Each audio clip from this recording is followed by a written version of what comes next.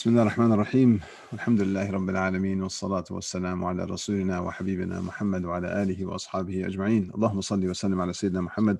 اللهم صل وسلم على سيدنا محمد. اللهم صل وسلم على سيدنا محمد. اللهم صل وسلم على سيدنا محمد. اللهم صل وسلم وبارك وأنعم على حبيبنا محمد وعلى آله وأصحابه أجمعين. لا حول ولا قوة إلا بالله. لا حول ولا قوة إلا بالله. لا حول ولا قوة إلا بالله. السلام عليكم ورحمة الله وبركاته. It's a blessing to be with my two shuyukh again, and with everyone who's listening in with us, alhamdulillah, whether it's on Friday night or afterwards.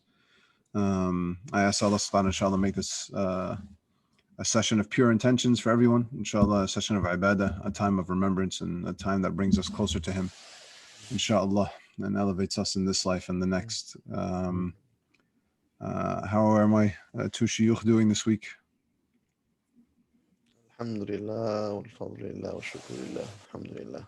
Alhamdulillah. Alhamdulillah, alhamdulillah. Fadl min Allah wa ni'mah. Alhamdulillah. Are we energized for Ramadan? It's only a couple of weeks away. Alhamdulillah. Alhamdulillah. There's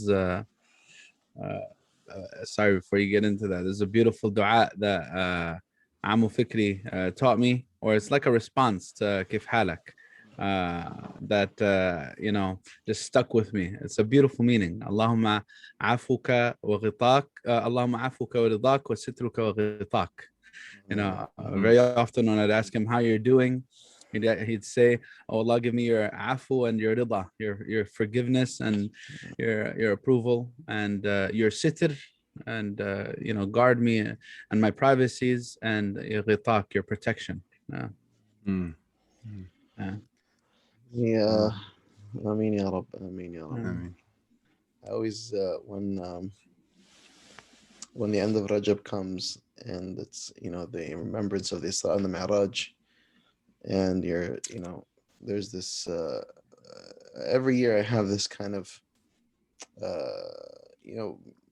thought about, how when the Prophet ﷺ went on his Mi'raj and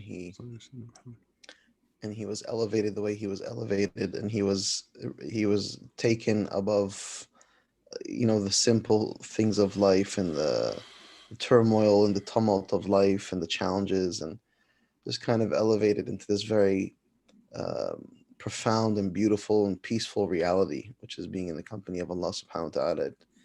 It gets me excited about Ramadan and the potential of Ramadan. And we all have those, sometimes we get a little bit nervous before Ramadan, and it's like, am I, Salah, Quran. But then if you go back and you remember how you felt at the end of Ramadan and on Eid, and you remember that joy, then you can recall that it felt good, and it meant a lot, and it was something special. So just focusing on the beauty and the potential and the goal, kind of gets my heart in a place where I'm, I get, inshallah ta'ala, excited about the potential of Ramadan. Inshallah. فنسأل الله سبحانه وتعالى أن يسلمنا لرمضان. Ameen. Ameen. يسلم رمضان لنا. Ameen. Ameen. Yes. I actually, a lot of times when those feelings come to me, one of the other things I remember is that Ramadan itself is kind of, it's enjoyable. Like it can get tiresome, but it's like even like day 10 of Ramadan, day 11, all right, day 15 of Ramadan, still has a lot of joy to it. Even if you're like kind of struggling with the fasting and the late nights and so on, there's something sweet about it. There's something very communal about it. Of course, it's you feel more family oriented. You feel almost enveloped in a sense of love, whether it be divine love or like love among people. So Ramadan itself is, as much as like there's this sense of like impending difficulty, there's a lot of like sweetness in the midst of the month too. It's not just at the end. I feel like a lot of people kind of enjoy it, but forget that they enjoy it so much during Ramadan. Yeah, I think one of the beautiful things of Ramadan that I know not everyone necessarily has the same exact feeling around this, but the night comes to life in a way that it doesn't, Mm. it's such a unique way. I mean, Yeah. Yeah. the nighttime has a beautiful glow to it. I know some people are listening, like, listen, I'm done with my kids and I'm just tanked and I can barely function. I barely provide tarawih. But even those same people will have a few nights here and there where, the night is alive. There's a nice program. There's a nice talk. There's some salah. There's dhikr. There's Quran. Yeah. So the fact that, you know, the night becomes this very lively, beautiful, um, glowing space. That also really entices me about Ramadan. It gets me Yeah. excited, to think about those Ramadan nights. Yeah. Um, there's so much beauty. It's interwoven into it. If we just look at it for the beauty that it is, and and then we kind of have to recall the beauty, because we're people. Al insanu yansa. The human being forgets. And also, we tend to be a little bit negative and pessimistic about things, and try to get down, and we get down on ourselves, and we get down on circumstances. But one of the graces and the mercies of Allah subhanahu wa ta'ala is that He showed us a lot of beautiful things. You just have to kind of conjure them up and remember that it's actually beautiful and nice. Um, Yeah. Alhamdulillah. SubhanAllah, You I'm sorry, know, Sheikh, just real quick, Sheikh, go ahead. from Go ahead. last week's episode, some of the shabab in the community, some of the young men in the community had clipped out like a 10-second clip of Shaykh Yasir saying, people are people. Sheikh Osamah and I cracking up. So that was Shaykh Yasir's last point yet again. People are people. Yeah.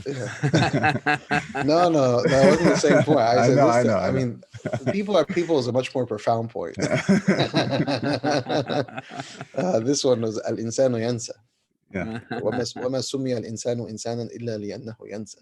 Mm-mm. Ya salam. Ya salam. Shaykh Hussain. Subhanallah, it's less than a month away. Yeah. I was actually reflecting recently with the community about the Sha'ban and its significance, and how powerful it is that the Prophet ﷺ would begin his Ramadan investment in the months leading up to it. And he actually said specifically about Sha'ban, ذَاكَ شَهْرٌ يَغْفَلُ عَنْهُ النَّاسِ. It's a month that people often overlook. بين Rajab, which is a sacred month, and Ramadan, which is as special as it is. But the Prophet ﷺ actually tells us, the secret's in Sha'ban. If you're going to be guided to Ramadan, you're going to be guided to Sha'ban. That's one of the earliest signs of having a really, really good Ramadan. Just like when you think about that, the whole meaning of Ramadan is so much more than just like the ritualistic aspects of it. No, there's a spirit to Ramadan, and I think that's why it's so special. Like you guys said, it was worth it. It was a special experience, and the more, I guess, one invests in their soul pre-Ramadan, the more that they'll find that the true benefits of Ramadan will resonate bigger within.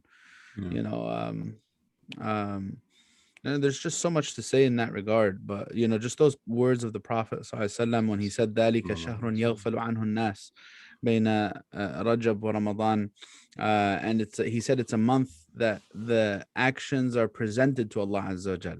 تُرْفَعُ فِيهِ الْأَعْمَالِ إِلَى اللَّهِ. So the Prophet ﷺ would begin changing his routine not on Ramadan first, but he would actually change it during Sha'ban. They said in other hadiths, like he would never fast 2 consecutive months with such increase. Like he wouldn't fast a full month of Sha'ban like he would do with Sha'ban and Ramadan. I guess there's just so much to say in that, but like Shaykh Yasir was saying, it's a very special time of the year with Rajab, according to many or most scholars, happening sometime in with the Isra Mi'raj happening sometime in Rajab, the 27th of Rajab, and then Sha'ban coming in, and then Ramadan, finding us coming as a very generous guest. Rab Na'een. Yes. Go ahead, Sheikh. No, please go ahead. So for the last couple of weeks, we kind of hovered around this topic of like, getting and giving good advice and so on. One piece of advice that stuck with me for many, many, many years, actually. When I was much younger, I was going to Hajj. The only time Allah blessed me to go to Hajj. And I was, I think it was maybe first year college, something like that. And one of my beloved brothers, who's on the call, gave me some advice a few weeks before I left to the Hajj. And he told me, he said, if you're expecting to go to Hajj and have it change you, you're not going to get anything out of it. You got to kind of become the person you want to be before Hajj comes in so you can make the most out of it.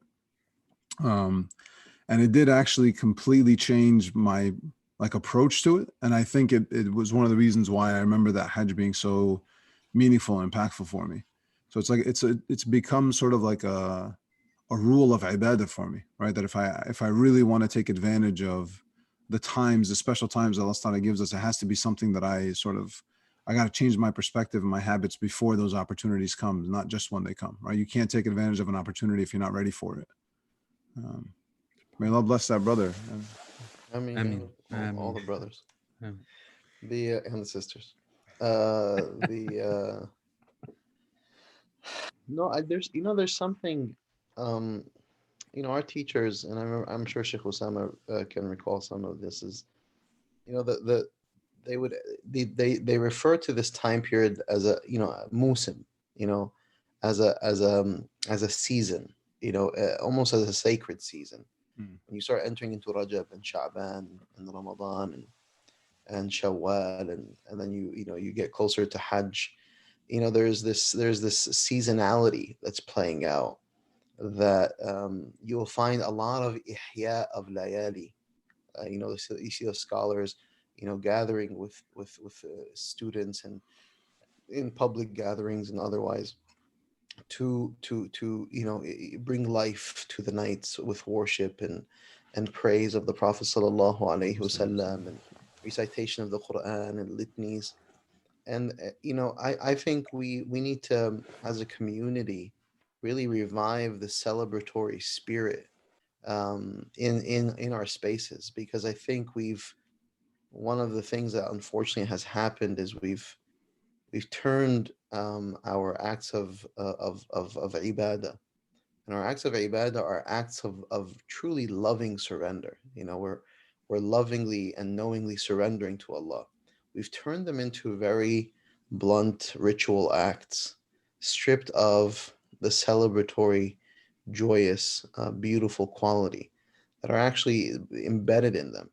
So I recall just being in Egypt, and so often you'll have, this Layla and that Layla and this gathering and that gathering, and all within the seasonality of the sacred month or the sacred days or the sacred kada, the blessed month, these times, these nights, these acts, and I think that really does inspire the soul, and it touches us. What makes us excited about, for example, the Super Bowl, or what makes us excited about the World Cup.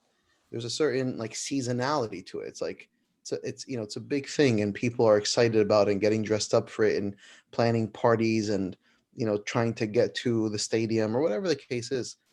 And for us, unfortunately, I think in the Muslim community, when we've stripped it of that quality, it becomes just a blunt ritual act that really requires us sometimes to dig very deep to to pull out. And so But I don't know, I've felt over the years, Sheikh, honestly, that at least the masajid that I've attended, I've always felt that there is both a conscious effort from the ai from the scholars leading the community, and from the community itself to really, there is a buzz about Ramadan, even from people who may not be fully engaged in reaping its full benefits. There's a buzz to it. I feel I feel like that portion of it. I mean, I'm not trying to undermine what you're saying, but I felt actually that the community does a decent job of being excited and being a buzz about Ramadan. Sometimes maybe too much. It becomes too much about the buzz and the excitement and the community, and we're together and it's special and it's Ramadan, and I'm going to stay for Atikaf, but really I'm just kind of hanging out with my friends, and there's suhoor.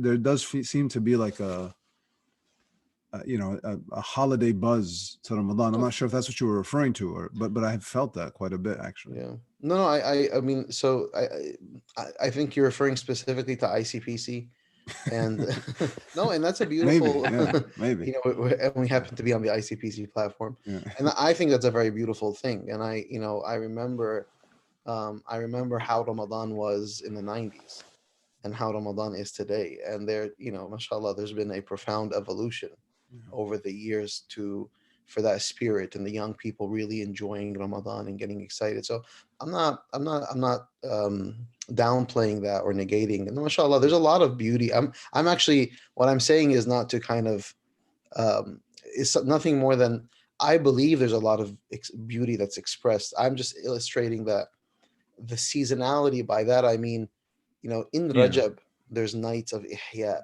and dhikr, and in Sha'ban there are nights of ihya and dhikr, and then in Ramadan it's the month of ihya and dhikr. Ihya means bringing life to, and dhikr means remembrance. And so, you'll find in the circles of many of our ulama, year around there are moments of a celebratory spirit around Islam, around ritual acts of worship, Yeah. around special days.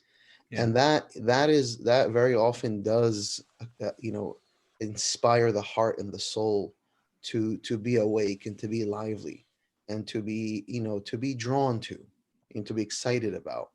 um so, I think what I'm referring to is the psychology of the believer in terms of their general Yeah. attitude around worship, and the seasons of Yeah. worship, and that's kind of what I'm talking about in the general sense. But I 100% agree about Yeah. Ramadan and ICPC. Yeah. Jazakallah Yeah. khair for the To add to clarification. that, Maulana Shaykh Yasir and Ustadh Zaid, يعني, I really think that I can absolutely relate to what you're saying, Sheikh Yasser, because I think that certain efforts need to be exerted to feel that celebratory nature. I think where we're coming from, experiencing Ramadan, in especially like in learning circles, even actually on a grand scale in Egypt, but even more so in learning circles in Egypt. You know, is everything's just so much more amplified. For us, we need to make this effort, and then even with all our efforts, it really goes back to certain individual choices, like the extent of the masjid's celebratory experience of Ramadan with the community isn't actually applicable to the entire community. Like that's why we have to deal with certain phenomena, like Allah subhanahu wa ta'ala tells us وَلِتُكْمِلُوا الْعِدَّةَ وَلِتُكَبِّرُوا اللَّهَ عَلَى مَا هَدَاكُمْ, so that you may complete the allotted time period, and that you may celebrate completing Ramadan. Some people, Eid comes around, I know there's a lot of give and take on this issue. They celebrate being at work at 8 a.m. and sending their kids to school. There's absolutely no sense of Yeah, celebration. yeah. And that's not only for a few people. It's not like a rare scene. Like so many people, they don't. And of course, for me, unless someone's in absolute dire financial situation where them paying the rent at the end of the month, is contingent upon it. But that's it's like a big issue. We really need to address that type of how do you even celebrate the special moments as a believer? Even like the Prophet ﷺ would celebrate the entrance of Ramadan with observing the hilal and saying hilal khair. He would address the hilal, Allahumma ahillahu alayna bil yumni wal iman. There's this like certain spiritual connection even with the beginnings and ends of these acts of worship. If you're talking about beginning of Ramadan, end of Ramadan, you're talking about the beginning of Sha'ban with the Prophet ﷺ changing certain modes of his behavior, reviving certain nights, like Shaykh Yasir was referencing, and so that type of spirit, really comes back to individual choices for us in the US, but really like in that type of environment in Egypt, even though it's so much less than its actual potential, it'd be so much more beautiful if there was actually some level of freedom over there. But you cannot really escape that reality of Ramadan between إذاعة القرآن الكريم and the majalis and the it's just even every single night at iftar, the festive nature of the community as a whole. For us, many people don't feel that. Well, okay, I'll do my tarawih, I'll pray my raka'at, but besides that, it's just me, myself, and I and my family, unless I decide to invite someone. No. Oh, good point, That, Shaykh. Yeah. Allah Yabarak Feek. It's yeah, I mean it's subhanallah, the Arabs say man dhaqa araf, those who've tasted they know. And sometimes when I'll express these points, I'll have some of our elder brothers and sisters who come from different parts of the world that say, when I was young, it was when Ramadan came, or it was the season of celebration, the kids would run around, go buy, with a few pence, just go around and buy small little light fixtures, and take pieces of like construction paper, the equivalent of that, wrap it around, throw it up on trees. So it was a communal habit and celebratory habit around the idea of decorating and kind of really getting excited about that. And these are, I mean, in reality, these are cultural expressions. This is something where these things became embedded in the culture, and cultures are crafted, they're constructed, they're built, they're created over time. Yeah. We were just referring to the ICPC culture around Ramadan and the Ramadan nights and the weekends and the i'tikaf culture. I mean, I am someone who personally saw that culture, slowly become constructed, because I remember in the 90s making i'tikaf with my father, and there were no shabab, there were no young people Yeah. at all. I think at one point I was the only young person. Then you see that kind of evolve over a decade, Well, mashallah. your father's still young now, so like, young is a Yeah, relative term. mashallah, Mashallah. Mufikri, he's still doing his thing.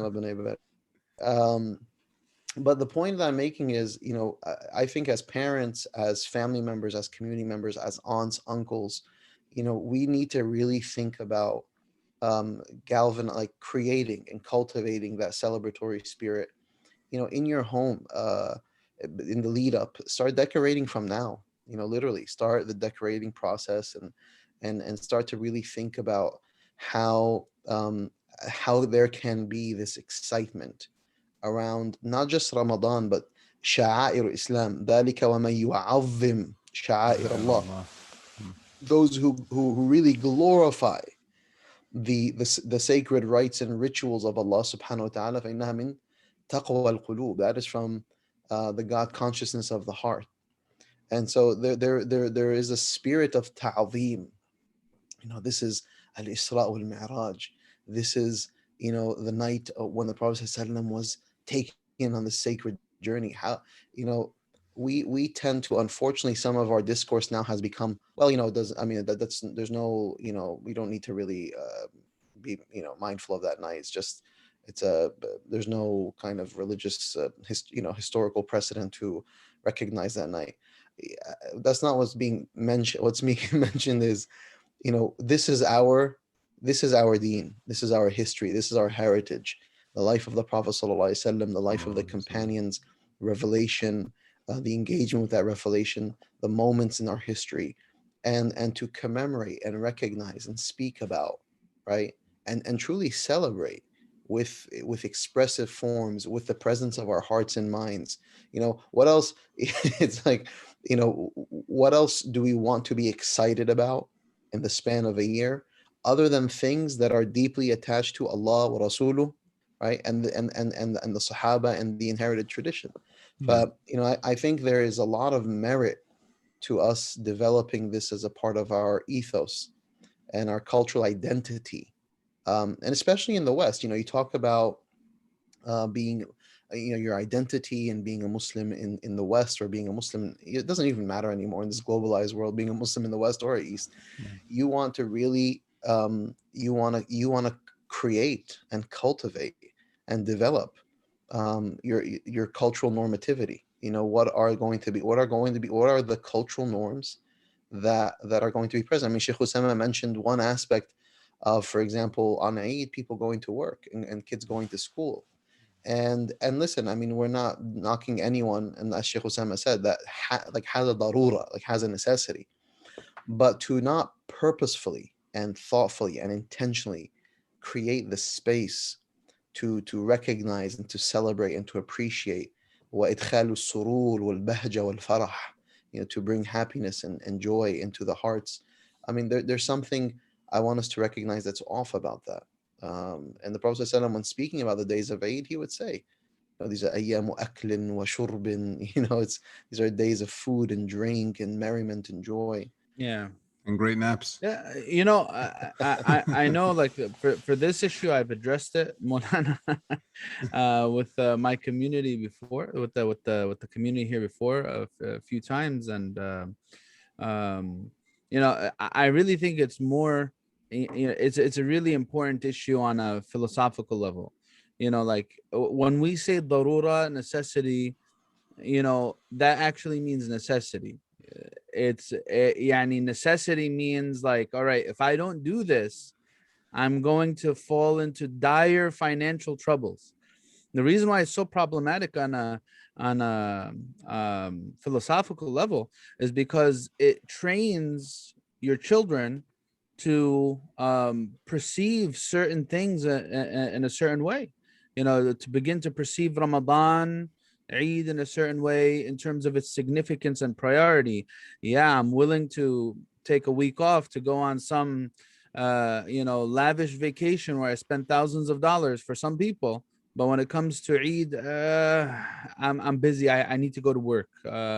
That's a problematic stance. If someone's like really just okay, I'm struggling to make it from from week to week, from month to month. I will say, okay, this is your jihad. May Allah subhanahu wa ta'ala reward you for it. Inshallah, Allah will compensate for you with your family in other ways. And we give that reminder.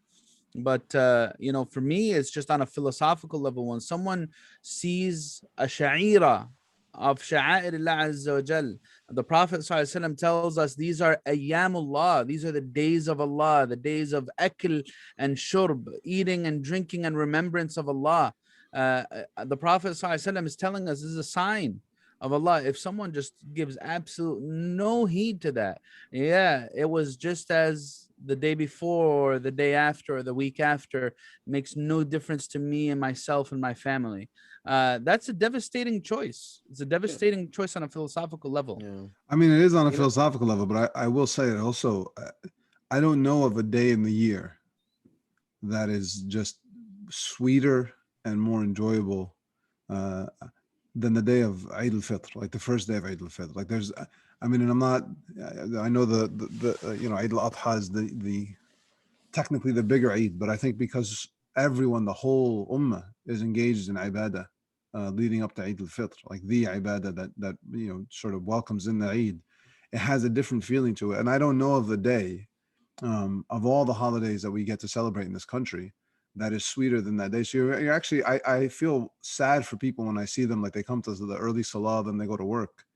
I mean, may Allah start to reward them. I can appreciate that they came to the salah at least, right? But I feel sad. Like this is a beautiful, beautiful day that you're just completely missing out on. Like there's such a sweetness to it that you don't taste it on Christmas, you don't taste it on Thanksgiving, you don't taste it on July 4th. It has its own uniqueness, and a part of it, in all honesty, is what I said before. Like you get to get some good food, and you get that beautiful Eid late morning, early afternoon nap. There's nothing like it in all of existence. There's nothing like it.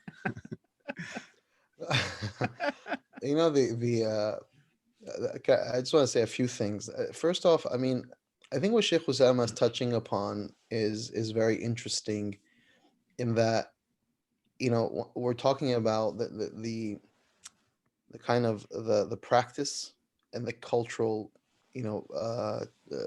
normative behavior that has been developed. And you'll hear people, they'll say, for example, well, Eid it was fun when we were a kid, but now it's just getting the kids dressed and getting them in the car and going to a family gathering. And I think that what tends to happen when now I don't blame quote unquote people. This is just, it's for us to really be thoughtful as a community. Like what kind of spirit do we want for our community, as for ourselves as individuals, for our families, for and so on. And you know when I was in Egypt, and Eid would come, and you would spend the Eid around students of knowledge and mashayikh and teachers. It's a time of really coming together with loved ones, visiting a lot of people. I remember Shaykh Osamah, like I know you can attest this, like you get Yeah. up, you visit this sheikh, and you visit that sheikh, you visit this sheikh, even you visit your mashayikh who have passed away. That on Eid they would go visit mashayikh in their graves. And there's a spirit of harmony and connectedness and depth of relationship. But once again, I really do believe that my thesis is, or my hypothesis is, that because we've turned acts of worship into fard versus sunnah, it loses quote unquote value in people's mind. So people say, yeah, I definitely don't want to miss out on this, but it's Eid. So a lot of people say it's Eid, it's sunnah. Inshallah, I'll try to make it to this 9 o'clock salah, maybe the 11 o'clock salah, but if it doesn't work, I'll sleep in, I'll come to breakfast, I'll come to the breakfast guy. And so it becomes this a little bit of fudul, because people have, I think, very often been trained to think about things in this language of, you have to do it, you don't have to do it. And Islam is far more profound than you have to or don't have to. We need to really stop thinking about religion in those terms. When you reduce it to the basics of, this is something you have to do and don't have to do, that means I'm leaving myself up to my whims and my feelings and my desires to govern the majority of my life. Islam is, when you're living in the realm of ihsan, because you have Islam, Iman, ihsan is about beauty. It's about living beautifully, and it's about really making beautiful choices in your life. Allah yuhibbul muhsinin. Allah loves those who are beautiful and who choose beautiful choices and who engage in beautiful acts.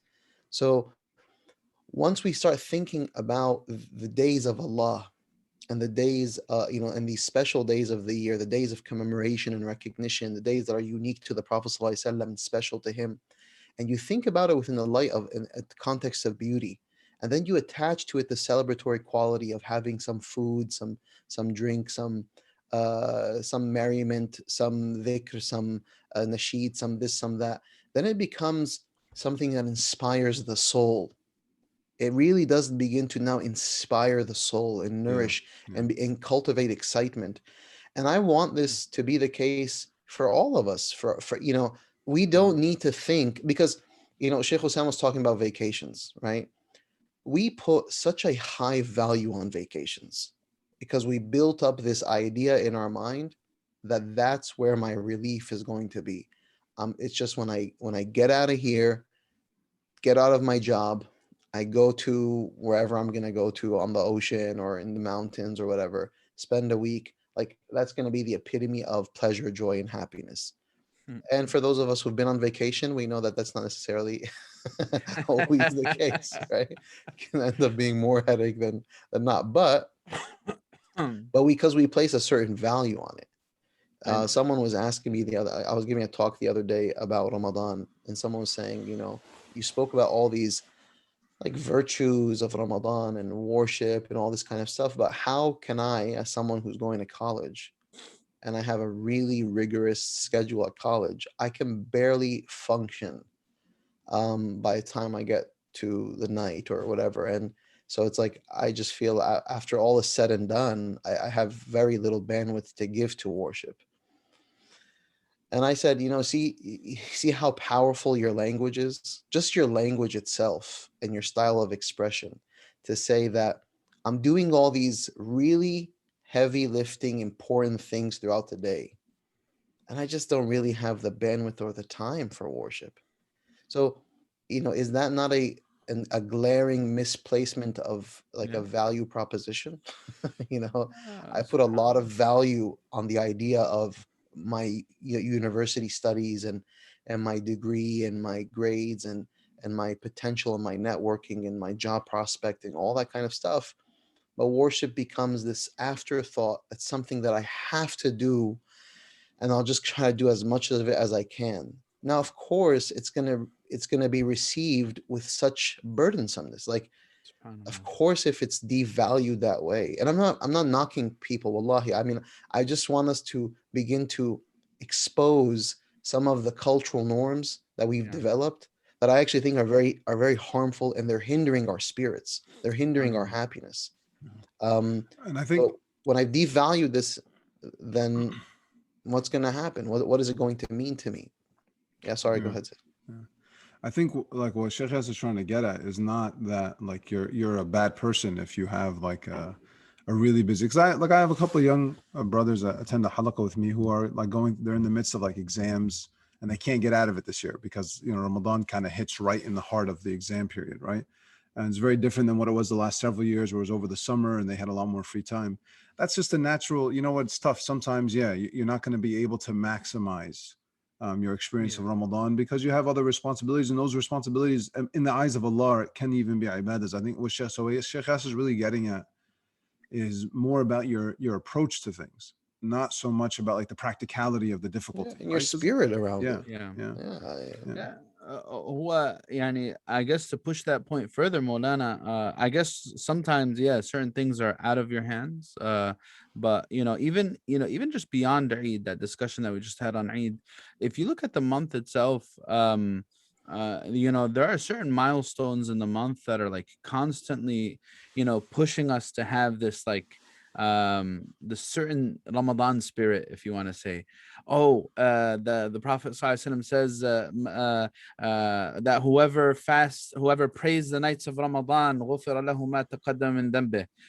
Whoever prays Laylatul Qadr, غفر له ما تقدم من ذنبه. He's forgiven his past sins. من صام رمضان إيمانا واحتسابا. If you fast Ramadan in good faith and seeking its reward truly from Allah, it'll forgive your past sins.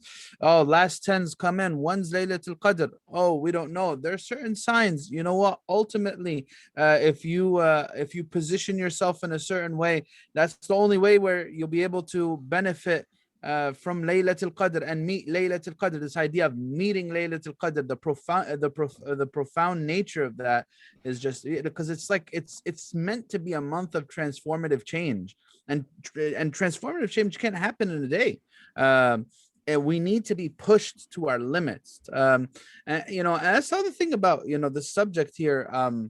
Uh, a lot of the times, people, what Ramadan teaches us is we have so much more time than we care to admit to other times of the year.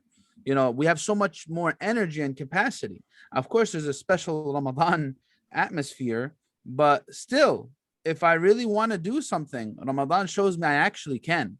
I actually can do it if I make it a priority. yeah. Those rare situations where it's completely and utterly out of my hands, inshallah, Allah Azza wa Jalla will reward the people for that. But I said this in a khutbah recently. It's about a subject that kind of relates to this. People get what they choose in life. They get what they choose for themselves in life.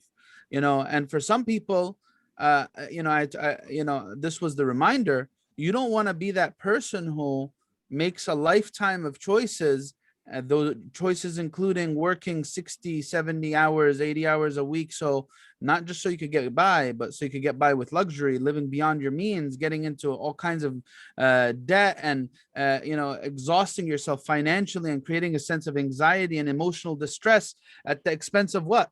At the expense of your family, the expense of your children, and I don't know how someone who makes those types of choices will meet Allah Azza wa Jalla on the Day of Judgment, and is asked, why didn't you spend more time with the tarbiyah of your children, with caring for your children, with teaching them upon deen, solid values, principles? Why didn't you spend more time doing that?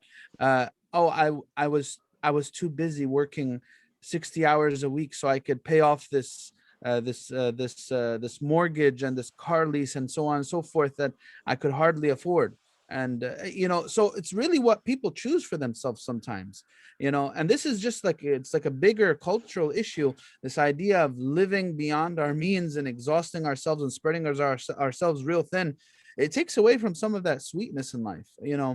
I know that's something to be hashed out and teased out, and probably in an episode by itself. But I see the relevance to this subject from that standpoint. What am I really choosing for myself? How worthwhile is it in terms of the greater spectrum of my pursuits? Allah Alam. Yeah, you elicited a couple of like thoughts in my mind, Shaykh. First off, I've always felt that the ambiguity surrounding the start and the end of the month, the ambiguity around when Laylatul Qadr is a massive ni'mah from Allah subhanahu wa ta'ala, because it forces you, like the fact that it's not well defined, like clearly 100% defined, forces you into a greater sense of searching than it would otherwise, right? Like if we knew Ramadan is always on this day and always ends on this day, and Laylatul Qadr is always on this day, which a lot of people in the community have come to just accept, you lose that spirit of searching for it, right? And it seems to me like that's really what Allah wanted to get out of that ambiguity, is that He wants us to cultivate a spirit of trying to find this thing of value. And there's the real benefit comes in the journey of trying to find it more than it is in actually meeting it, right? Like because even if you hypothetically miss Laylatul Qadr, but you built up the habits that you need to build up to find it, then you've gained everything you need for the rest of the year as well. But then I also want to go back to another point. You elicited another response or another thought in my mind as you and Shaykh Yasir have been discussing this issue.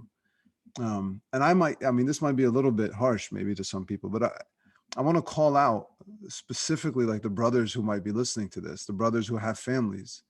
Because I've heard this statement that Shaykh Yasir alluded to a little while back in the conversation about like Eid used to be fun in the past, but it's not fun anymore, and now it's just a bunch of headache.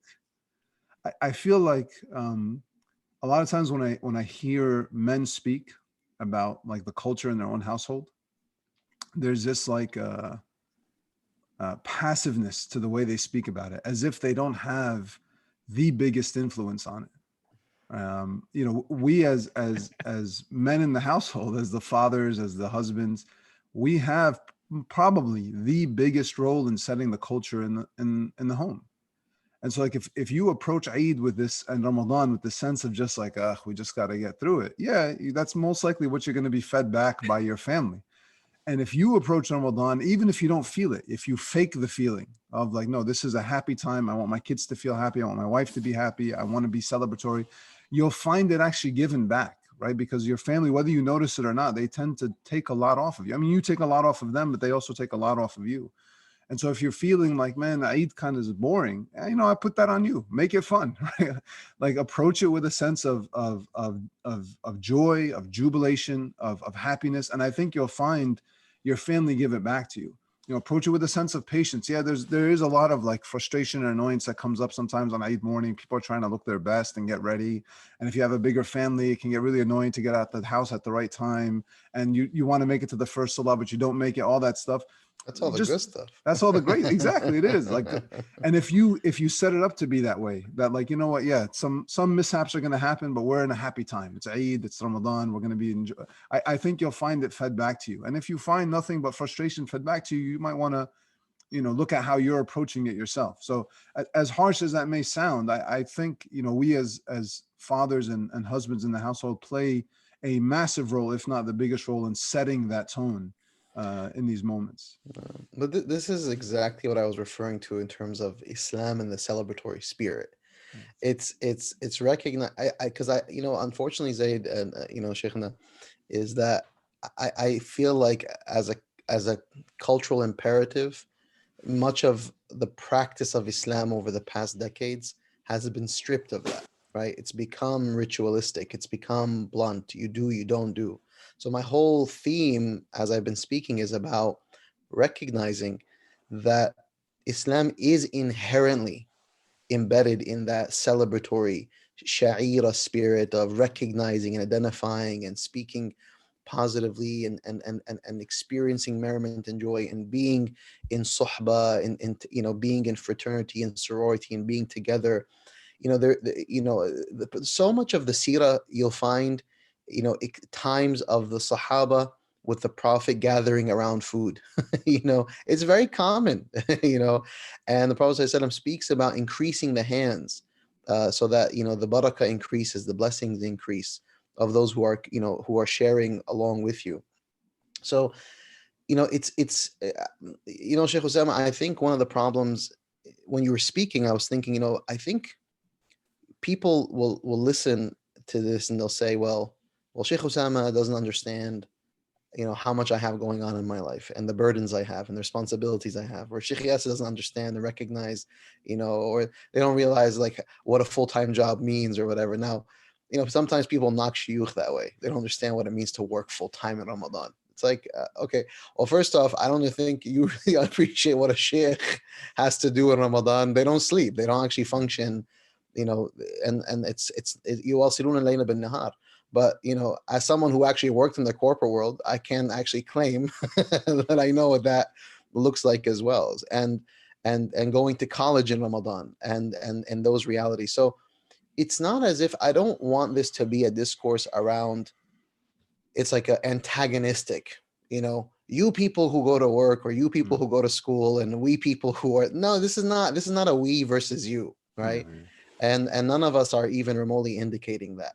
This is a matter of us rethinking, reformulating, redeveloping our conceptions of life, of how we spend time, and recognizing that there is an alternative, because if anyone who's listening gets defensive and says, these shuyukh just don't understand my schedule, I'm sorry, they just don't get what it takes to do 1 2 3 4, and so therefore, like, I'm not gonna, what they're saying doesn't resonate with me. Well, I want to tell you is that, no, the status quo and the standard of a lifestyle, is very much up for discussion. And everyone's lifestyle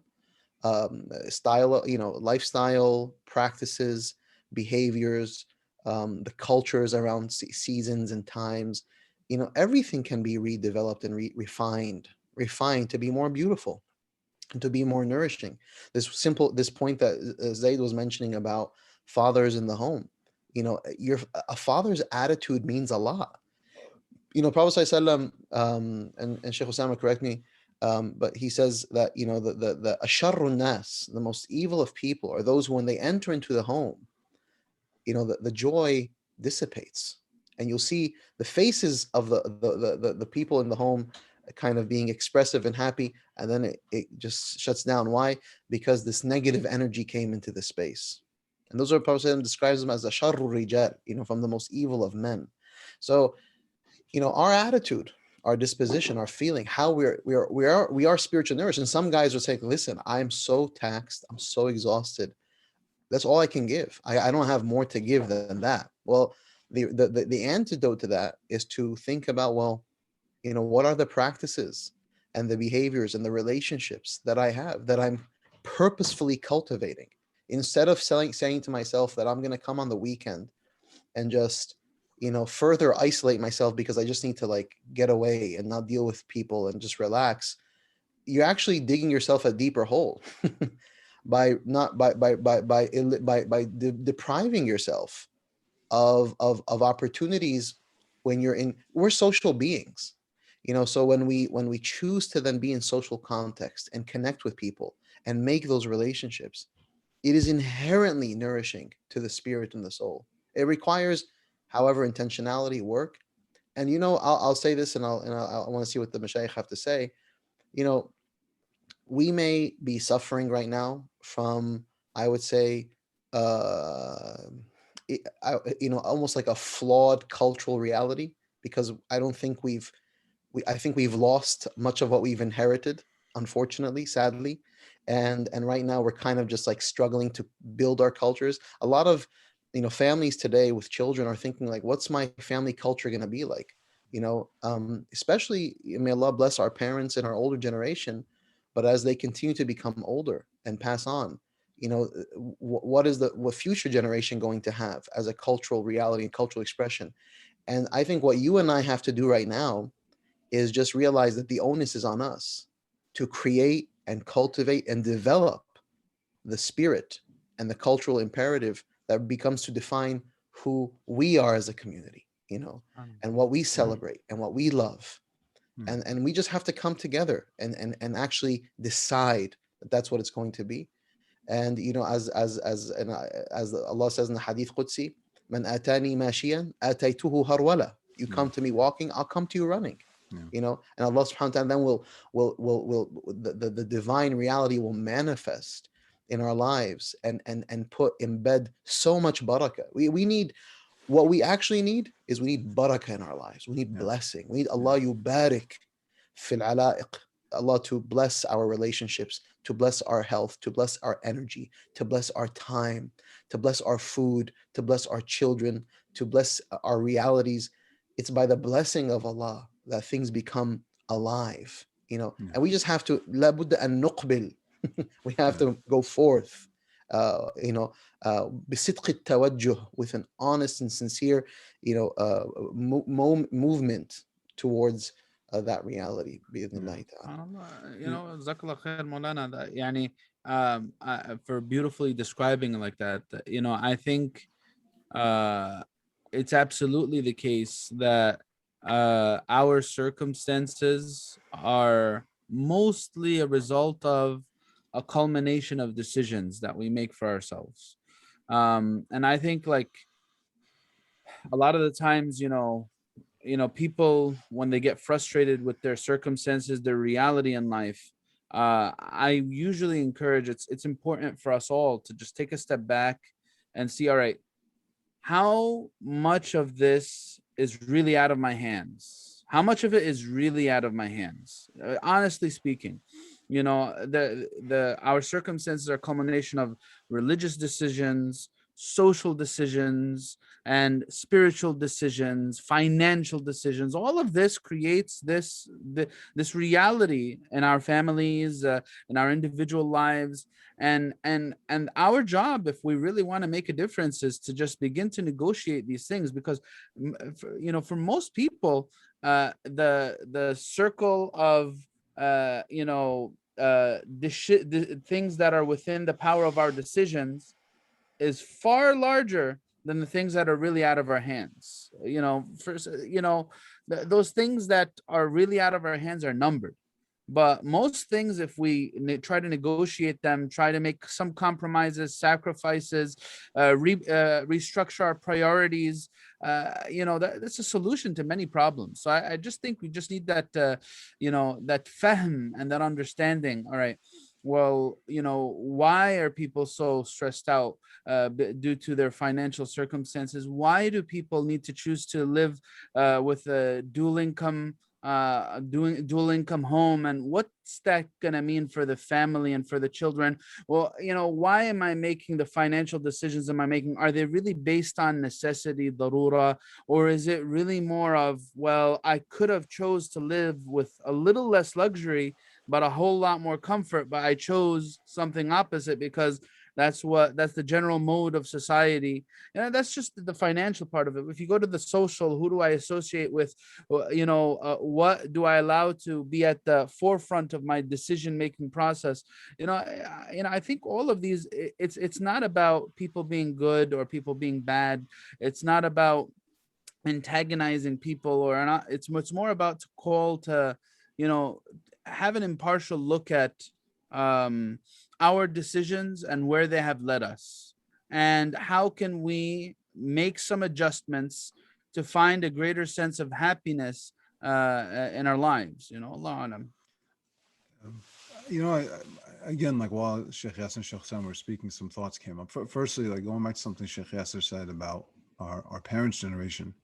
I remember having many conversations with my father and my uncles and I'm a fikri, I'm a Farid, Shaykh Yasir's uncle as well, about some of the decisions they made when we were growing up, right? And there were a lot of very intentional, I think we referenced it on this podcast before, a lot of intentional decisions were made about making sure that we had a certain circle of friends, what we were exposed to, not exposed to, and what the culture was in the household. And I can remember, my father was a doctor, and he had his own practice for decades, and he built it up while we were growing up. 5 kids in a home, and he's building up his practice. It's not, when you're running your own practice, it's not as glamorous as if you're not a doctor, you may not know. It's not as glamorous as you think it is. You're not just living an easy life. It's actually a very difficult, time-consuming, taxing job, because you're not only an MD, but you're also a business owner. And so I can remember, and I've joked about this with Shaykh Yasir before, that I can remember my father, I don't remember when he slept sometimes. I have huge stretches of my father's life where I don't remember where he slept. He would be at work all day. He would make sure, no matter what, to be home for dinner and to be with us for dinner and to spend time with us at dinner. And then I'd remember in the evening, because he was very involved in the masajid in the area, he would be up working until, sometimes I'd get up late at night and he'd be up, right? Or I'd get up at Fajr, I could tell my father's been at the computer all day doing some work for the masjid, right?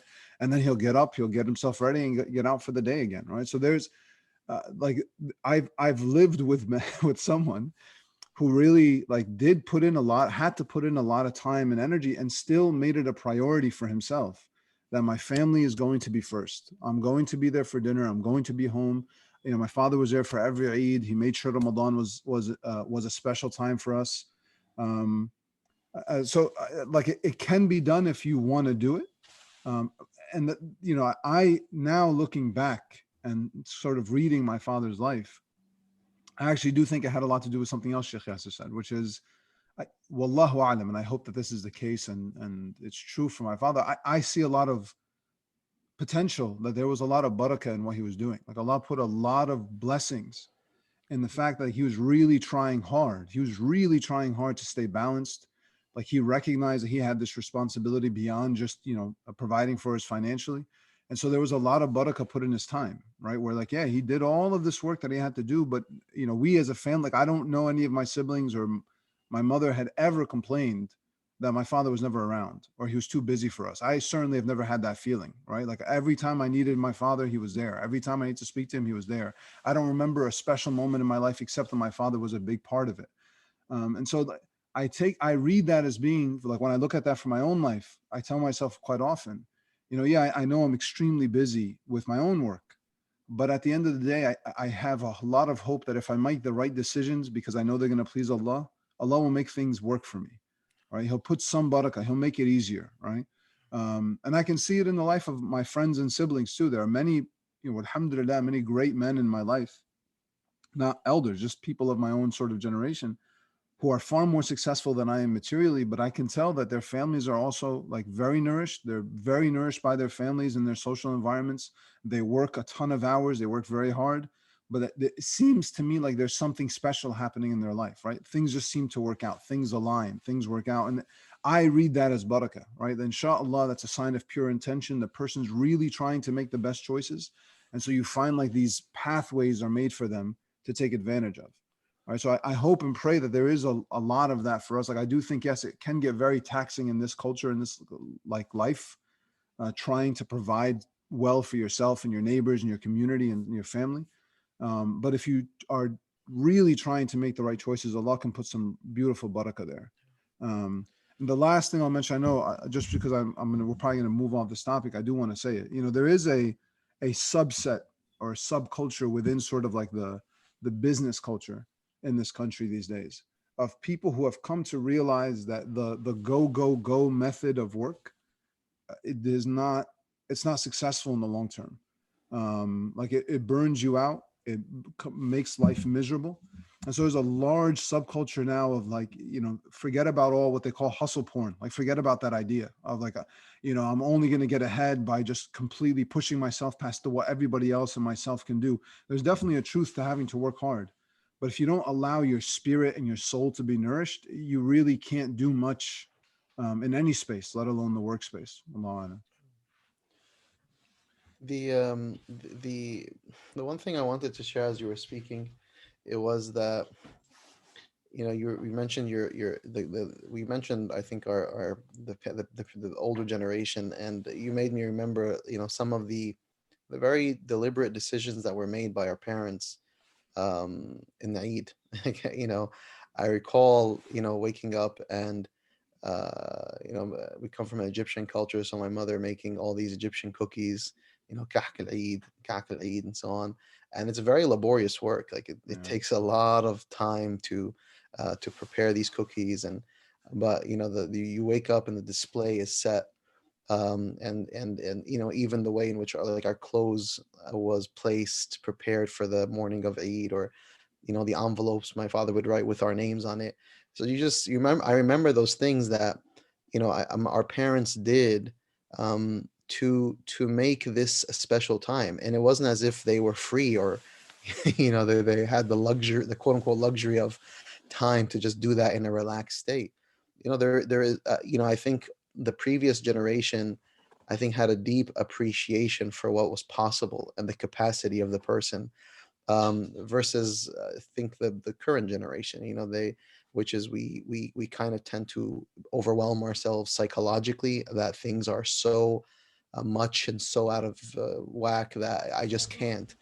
I and literally can't. and that I think, no, bifadlillahi ta'ala, bi barakatillah subhanahu wa ta'ala, through our intentionality and through our efforts, there is a lot of khair that can be done, and small gestures, and just taking the time and carving out like an hour to do a particular thing, to decorate, to talk, to sing, anashid, and to send salawat. And there are things that when you do them, they do actually create a spirit within your heart, in your children's heart. I mean, how often our kids, we have to think to ourselves, do our children really experience the beauty of this religion? Because once again, this religion is beautiful.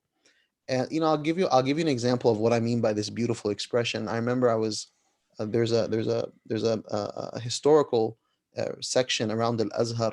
Azhar is a very historical area, aslan. Yani there's old Cairo and things like that. But Sheikh Osamah Shara al Mu'izz, where like the Mamluki, all the Mamluki structures, the masajid, and so on. This is old, beautiful Islamic art and architecture, just lining the streets, right? And I remember I was praying in one of those masajids with Dr. Sherman Jackson, and we prayed in the masjid, and the masjid itself was very beautiful, like beautifully architecturally done. And then we walk out, and the streets are beautiful, really. I mean, especially after it was renovated, the buildings are beautiful, the architectural forms are beautiful. So you're just walking from beauty through beauty. So Dr. Jackson said a line that I'll never forget, and he said this to me maybe like 15 years ago. He said, this this beautiful art and architecture that you see, this is when Islam, spills forth from the masjid, like actually comes out of the masjid and comes into the Mm, public sphere. mm, And we've privatized our religious acts, our acts of religious worship, as like these very specific, blunt things that I do, salam alaikum, salam alaikum, and then I go and I live quote unquote life. No, it really is a very immersive reality where you see it. So we forget, and we actually don't know how powerful a beauty is, art in art, architecture and expression and words. Like when you have thousands, hundreds of thousands of poems written in the praise of the Prophet sallallahu alaihi wasallam. This shows you that throughout centuries, scholars and people who are on the path of La ilaha illallah Muhammadun Rasulullah, they sought to express and share and celebrate the bountifulness, the gift of the Prophet ﷺ, the gift of the awesome. Quran, the gift of these sacred and special nights, recognizing, remembering. So, what I'm, and I think we have to close soon, but what I really want to advocate for is, as a community, we really start to think about our cultural expressions, our acts, our habits, how we live in space and time, how our spaces look, what is the ethos and the spirit of my home. How do I recognize and appreciate certain nights? Perhaps if we dig back, we'll see, until today, mashallah, in many parts of the world, Thursday night is a special night into Friday morning because it's Laylatul Jumu'ah, right? So there's a certain special quality that is awakened in the hearts and the minds of people to prepare yourself for the sacredness of the day of Jumu'ah. And then وحدث ولا حرج in that vein. But it's also things like, taking some time, as my mother would, for example, to prepare some really nice, festive, celebratory cookies that where did she take it from? She inherited from her mother, and her mother inherited from her mother. And in this beautiful inheritance that we have from the richness of our cultures, I really want to advocate for something very strongly, especially with amongst first, second, and third generation, the children of immigrants, is that you don't break free completely from your cultures. That's a really big problem. I know there's some bad cultural manifestations, don't get me wrong. However, there's a lot of very beautiful cultural expression embedded in the Palestinian culture, in the Bangladeshi culture, in the Desi culture, in the culture of our brothers and sisters from the Balkans, and from east to west, from Arabia to the subcontinent and beyond. There are a lot of beautiful cultural expressions. The Uyghur Muslims, they have beautiful cultural expressions that speak to societies tasharrabu. They really were like saturated and nourished with La ilaha illallah Muhammadun Rasulullah. So let's not forget about this critical dimension of the beauty of the totality of Islam in our day-to-day lives, inshallah. I still, to this day, I still look forward every Eid to my mom's. She has like these tamir cookies that she makes. As they're unique to Ramadan and Eid for her, and I every single year I can't wait. What are they? You said, what are they? She makes these cookies. They're not ma'mool, but she makes these cookies stuffed with the dates, like a date spread that she makes. It's one of the best parts of Ramadan. I'll expect. I mean, Shaykh Osamah and I will expect good. Done and done, done and done. You got to spread the wealth. We're talking about beauty and expression and giving and gifting. Tahadu, tahabu. I need to be. I want to love you more, so you need to give me some gifts. I will tell my mom, Shaykh Osamah, Shaykh Yasir wants, she'll be excited to make you guys a batch. Well, subhanAllah, I think every culture got some special Ramadan things. I think one of the other things that the Palestinian culture has is we have the Qatayef. Ramadan Qatayef. Those are really hot. I've just never been a fan of Qatayef. Huh? God bless the Qatayef. And I don't know about their nutritional value, but